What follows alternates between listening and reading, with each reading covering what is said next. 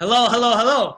Welcome to another episode of Carving the Divine TV. My name is Yujiro Seki, and I'm a director, writer, and the producer of the documentary Carving the Divine. Carving the Divine is about the Buddhist sculptors of Japan, and this Buddhist wood carving tradition has been in Japan for 1,400 years. But before I release this film in public, I thought it would be a great idea to introduce the basic concept about the Buddhism and the history of the Buddhism so that when you guys finally watch my documentary, you guys can watch it at the maximum value. So without further ado, I would like to introduce our scholar and one of the most intelligent people that I met in my life, Michael Jordan Van Hansenveld. Welcome, Michael. Thank you so much for having me back. Awesome. So we've been having this interesting discussions for a couple of weeks now. We are talking about Japan, and we talked about the Shintoism, and we talk about how Buddhism started in Japan. Now we're gonna go even deeper today. We wanna know this mysterious figure in Japanese history called Prince Shotoku. And as a Japanese, I heard about Prince Shotoku. He's a very famous guy. He was on the money. I don't know, maybe it was probably $100, 100 yen bill or something, or one yen bill. I don't remember, but nowadays they don't use it anymore. But anyway, so we know something about the Shotoku, but we don't know that much about it. So tell us, Michael, as a scholar, so who is Prince Shotoku, and how did he contribute spreading Buddhism in Japan? Please tell us all about it. Okay, so Prince Shotoku, I do want to open this up with a disclaimer. There are arguments out there between scholars whether Prince Shotoku was a historical figure or whether he was the amalgamation of several historical figures into one legendary figure. The arguments for his existence are supported by archaeological evidence of his successes, the temples he created, and even his own residence in a city in Japan. The disputes come from scholars who think that no one man could have accomplished all the things that Shotoku did. And so rather, he's an amalgamation of several noteworthy figures that are not named and rather lumped into this one concept of a Prince Shotoku. Now, I'm going to also say that Prince Shotoku is the central figure at a lot of mythological and supernatural stories in Japan. For example, like the Buddha, he had a miraculous birth. When Prince Shotoku was born to his mother, it was painless. There was absolutely no discomfort from his mother as she gave birth to him. Now, also, he could talk immediately when he was born. As soon as he could talk, he could start having conversations with around 10 people simultaneously. Which means I could be having a conversation with you, Yuji, and I could be having a conversation with 9 other people all at the same time. Wow. And so this is a remarkable feat. It is also said that at the age of 2, before he was really able to comprehend anything, before Buddhism had even really taken a strong footing in Japan, that he turned towards India and he formed the Gasho Mudra.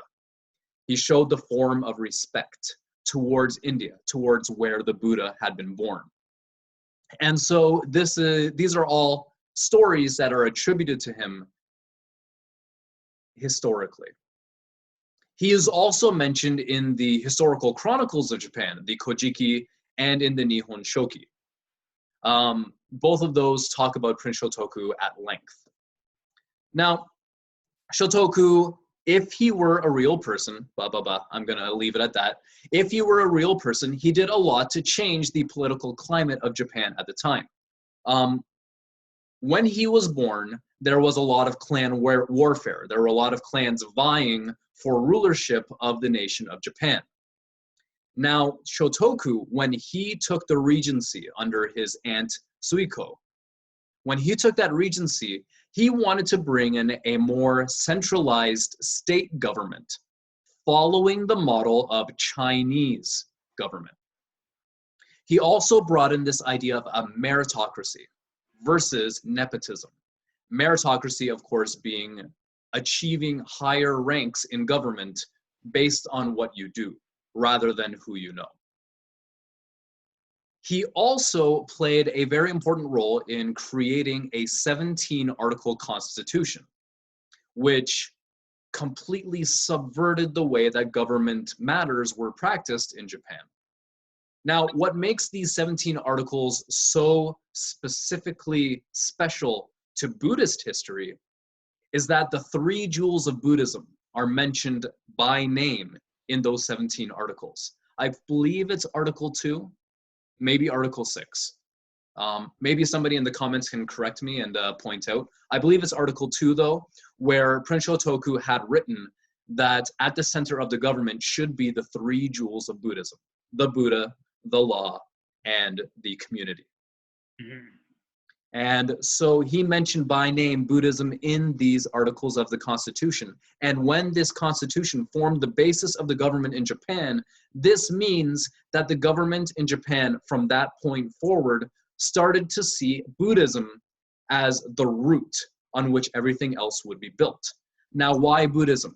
Shotoku, he loved the fact that Buddhism emphasized harmony, also known as wa. Now, harmony, everybody respecting each other, everybody working together, everybody working to achieve the higher aims of a complete nation. And Shotoku, he saw that as being the prime existence of a government, to bring everybody together into harmony. Now, acting as regent for Empress Suiko, as I mentioned before, Prince Shotoku instituted important reforms that would lay the ideological foundations for a Chinese-style government. Using that position, using that power, and using that influence, he also built Buddhist temples around the nation, the most famous of which are the Shitenoji and the Horyuji.